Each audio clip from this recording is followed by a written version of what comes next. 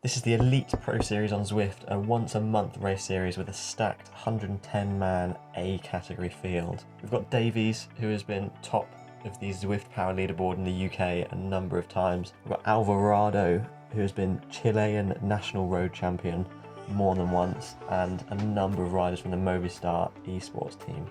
This is the route we've got coming up. Twice up Box Hill and about 2 kilometre flat to the finish line. Box Hill is a fairly steady 5-minute climb. Box Hill is steep at parts, it goes up to about 7% at the start and in the middle, but the majority of it is around 4%, so draft is still extremely important. My thinking going into the race is it's going to be quite spicy. The first time we go up Box Hill, people are going to be fresh, they're going to be keen, and they're going to want to drop people at the back. With Box Hill being so shallow, it's going to be more about dropping people out the back than it is about people getting away on the front in a smaller group, at least on the first climb. Then it'll just be about saving energy, doing as little effort as possible until we hit the second and last climb up Box Hill.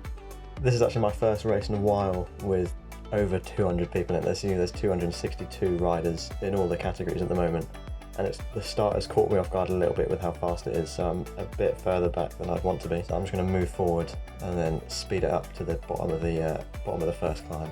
All I'm really thinking about at this point is using as little energy as I can before we hit the climb, because any energy that I don't use now I can use on the climb to hopefully try and not get spat. As soon as we get about a kilometre away from the climb, I'll start thinking about moving up. With the group being so big, I don't really want to be right on the front. The amount of energy that I'd have to spend to get there wouldn't be worth the position that it would give me at this point in the race. I want to be in the first kind of 20-30 wheels. If I'm any further back than that, I'll have to use a lot of energy to move up the group and get to the front so that I don't risk having to close a split further up. And if I'm too far forward, I'm going to be spending energy in the wind at the front. I'm pretty much exactly where I wanted to be going into the bottom of the climb there. You can see on the effort graph that I've had to put in a little bit of effort, but everyone else has as well. This section here before we turn right to get to the climb proper, everyone's just kind of looking at each other. Nobody wants to sit on the front, but everyone's just kind of upping the pace as they want to move forward. A few guys have started to ping off the front, but I'm not really too worried about them. There's no way that a small group is going to go with over 20 kilometres to go and the descent straight afterwards. So I just need to kind of keep an eye on them, stay near the front so that a big group doesn't go, but there's no reason for me to be using energy closing down gaps at the moment. I can see as well on the map there's lots of people that are already behind, so hopefully this group is going to be a lot smaller when we go over the top. With my heart rate at 190, there's not really much I can do at the moment. I'm just trying to keep contact with the group and keep my power as smooth as possible. You can see my cadence jump between about 100 RPM and 70 RPM. That's just me getting in and out of the saddle as I try and find some sort of comfort. You can also see how important the draft is up Box Hill. The group is still probably sort of 50-60 riders big, and it's all one big clump rather than being strung out. I can see just about the top of my map the 90-degree right-hander. In my head, that's what I'm using as the finish line. Even though the comm barrier isn't for another few hundred meters, that's where it kind of eases off and flattens off and where people will start to lower the power and you can sit in a little bit easier. All the guys that pinged off the front, at the bottom and in the middle of the climb have all been brought back now, which is great for me, and everyone else has been sat in this group because they've used more energy than we have. Everyone at this point kind of realises that nothing's going to get away at this point in the race, so it's all chilled out. There's a nasty little 10-second kick right before the descent on Box Hill. Everyone surges up it a little bit on the first time. There's no danger of anything getting away just before a descent like this. Some people will try and go long on the second climb, but I don't think it's really worth it. There's such a massive advantage for a group on a descent on Zwift, and especially with a group this big. The group is about 50 riders big now. It's just about sitting in, saving as much energy as possible, trying to keep a smooth power sat in the middle of the bunch before the next time up Box Hill.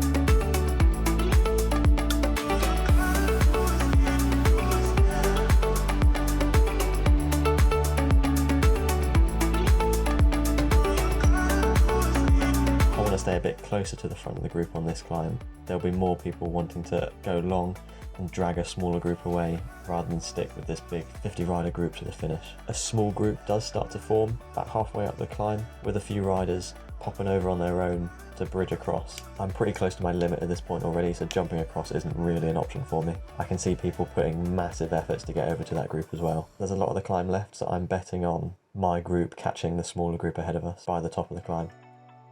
And as you can see, just as we reach the top, everything's come back together.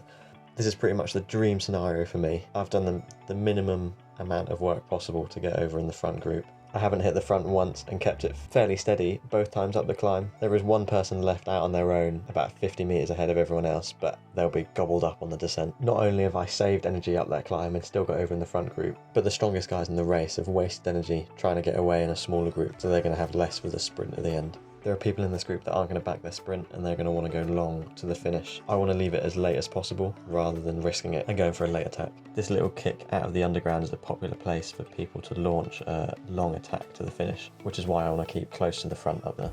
I wouldn't normally be this confident in my sprint, but seeing that a lot of the strong guys used up a decent amount of energy on that last climb, I should have a lot left in the tank compared to them. The group's down to about 25 riders at this point, so keeping a good position isn't as important as it was at the start of the race. I've fallen back a little bit here just so I can keep an eye on the whole group and see if anyone wants to go for a super long move or if anyone's trying to lead out anyone else. As we hit the bridge, there are a few people that are trying it long. I'm not fully committing to anything yet, but I just want to move to the front and see if I can get a free ride on the back of them. It's starting to string out with about 1200 metres to go. I want to be careful not to hit the front too early. I don't want to be stuck on the front with 800-900 metres to go and then get swamped by everyone behind me.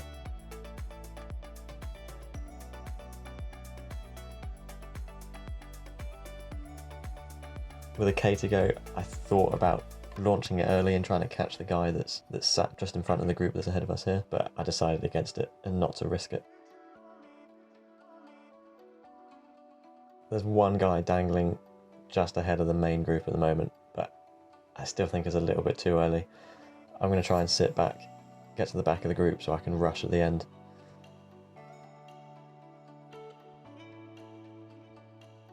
As expected, there's people sending flyers with 600-700 metres to go. And then I can see Alvarado wind it up and jump to the next guy ahead of us.